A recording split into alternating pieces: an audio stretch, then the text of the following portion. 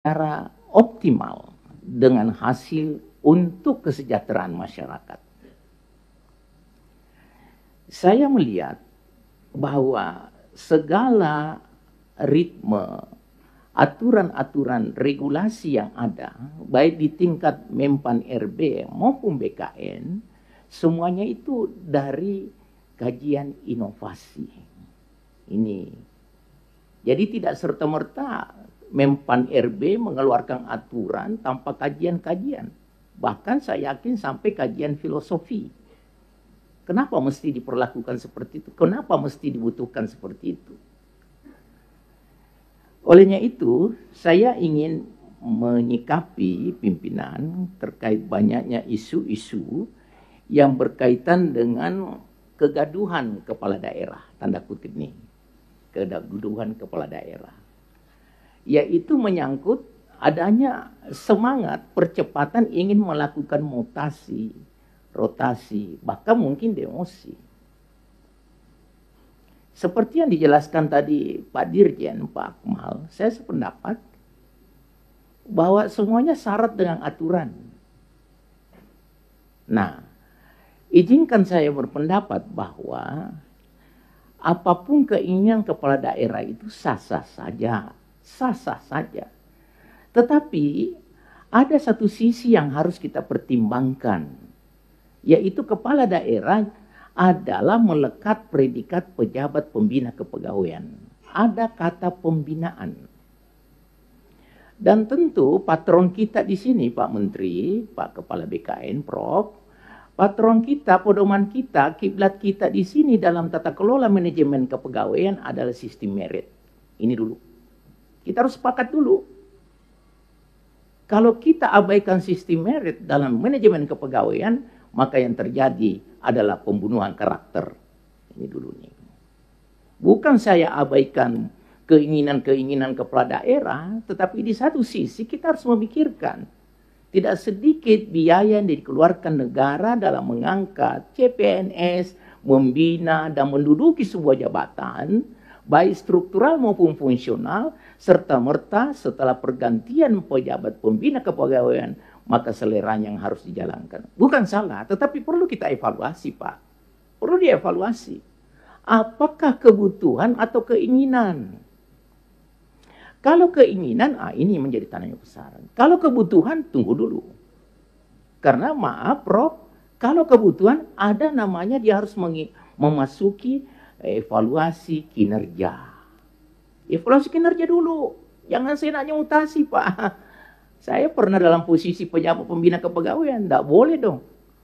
Bijak itu seorang pimpinan pejabat pembina kepegawaian. Nah, kalau itu kebutuhan, maka entry point-nya adalah evaluasi kinerja. Kalau hasil evaluasi kinerja, Pak Dirjen, ternyata zero hasilnya, diberi lagi kesempatan 6 bulan. Nah, ini. Jadi, saya melihat bahwa sistem merit ini dalam manajemen kepegawaian itu excellent menurut saya. Dan bahkan ada reward, Pak. Ada penghargaan loh. Kepala daerah yang menjunjung tinggi sistem merit itu. Nah, olehnya itu, saya ingin menyampaikan bahwa PPK, kepala daerah harus memahami fungsi pembinaan itu berikan ruang dan kesempatan. Karena menurut saya, Pak Akmal, gestur organ dari sebuah organisasi pemerintahan tidak hanya bertumpu kepada kepala dinasnya, kepala badannya, tapi ada organ-organ yang lain, ya sekretaris, kepala bidang. Kalau itu dioptimalisasikan, maka tidak ada keluhan sebenarnya yang perlu terjadi bagi kepala daerah. Kalau dia punya kapasitas kurang, ya tunggu waktunya. Tunggu mekanisme, Pak. Ada mekanisme.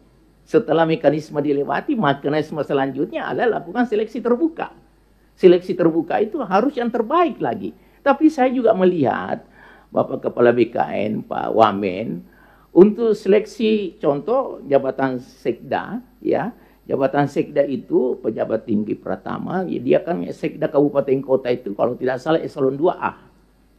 Nah, dalam membentuk tim seleksi mungkin sebaiknya jangan hanya sebatas tingkat provinsi, harus ada keterwakilan dari pemerintah pusat. Supaya objektivitasnya tidak diragukan lagi. Ini saran saya, Pak. Harus, Pak. Tidak boleh tidak, Pak. Karena kalau hanya kearifan lokal yang diperkuat, aduh. Lebih baik. Secara objektif, ada Kementerian Dalam Negeri, BKN, atau Menpan RB, ada keterwakilan di situ. Supaya ada penyeimbang. Karena jabatan sekda itu adalah penjaga gawang dari kepala daerah. Kalau sekdanya lemah, habis semua sistem yang ada di pemerintahan itu. Bapak dan Ibu sekalian, saya tertarik dengan Pak Dirjen, Pak Akmal tadi. Itu sistem merit diperkuat. Nah, saya justru menerjemahkan bahwa sistem merit manajemen kepegawaian itu kiblat, Pak. Kiblat kita semua sih sebenarnya. Jangan ada yang salah di situ. Kasihan mereka yang berprestasi. Hanya karena ketahuan, oh pejabat ini dia dukung si A kemarin ini. Oh jangan dong, sudah berakhirlah sudah. Jangan dipakai asumsi like and dislike untuk menjatuhkan sesuatu kepada seorang pejabat yang profesional. Bapak dan Ibu sekalian, saya juga tertarik dengan Pak Dirjen tadi, bahwa delegasi presiden itu pemegang kekuasaan pemerintahan ada pada gubernur, bupati, dan wali kota. Oke Pak, betul. Tapi tentu ada turunannya, sama halnya undang-undang Pak. Itu harus ada PP-nya, ada pelaksananya. Nah, kita mencermati Menpan RB dan BKN sudah syarat dengan aturan-aturan regulasi yang ada, tentu dengan melalui pendalaman yang ada.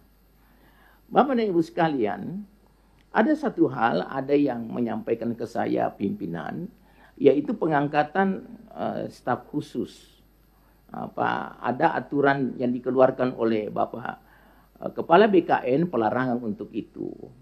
Ini ada beberapa daerah yang melakukan.